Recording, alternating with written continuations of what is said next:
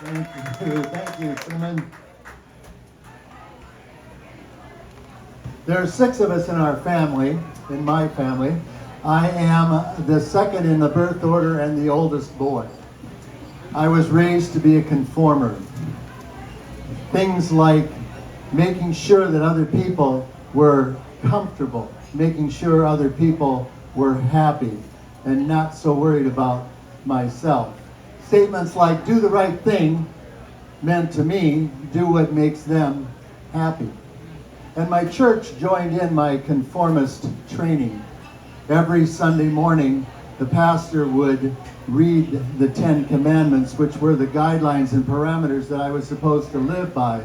And at the end, he would say, "For all have sinned and fallen short of the glory of God." And as I got a little bit older, I would listen to him talk about sin and holiness.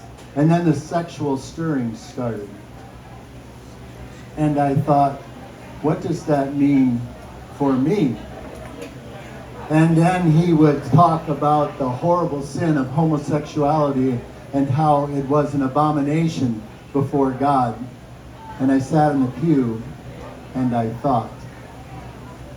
When it was communion, the pastor would say, "Whoever eats this bread and drinks this wine in an unworthy manner is guilty of the body and the blood of Christ. And you are an unworthy person." And I sat and I listened and I was silent. And I took the bread of conformity and I ate it and I washed it down with the wine of silence and I kept my mouth shut.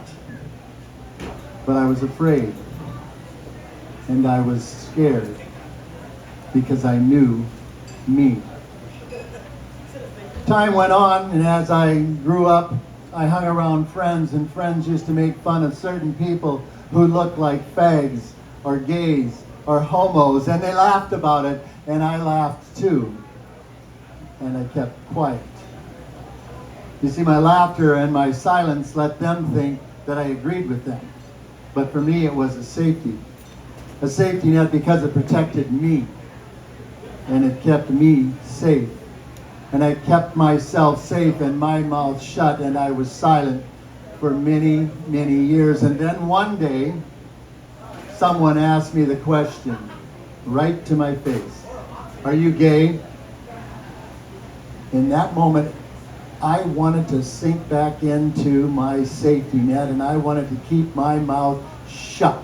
And I didn't want to say anything, but something inside of me was raging and was saying, enough is enough. You need to stop this, and silence is no longer an option. Stand up. Stand up. Tell the truth. Tell who you are. Be who you are. So I said, yes, I'm gay. And I began my journey of self-discovery and finding my way to self-love. And I didn't want to be silent anymore. And I'd like to tell you that I've done absolutely perfect in that regard, but that wouldn't be the truth. Like the time I'm on the train in San Francisco for San Francisco Gay Pride.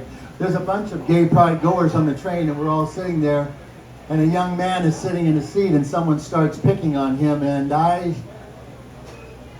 was silent. But I'm doing less and less of that.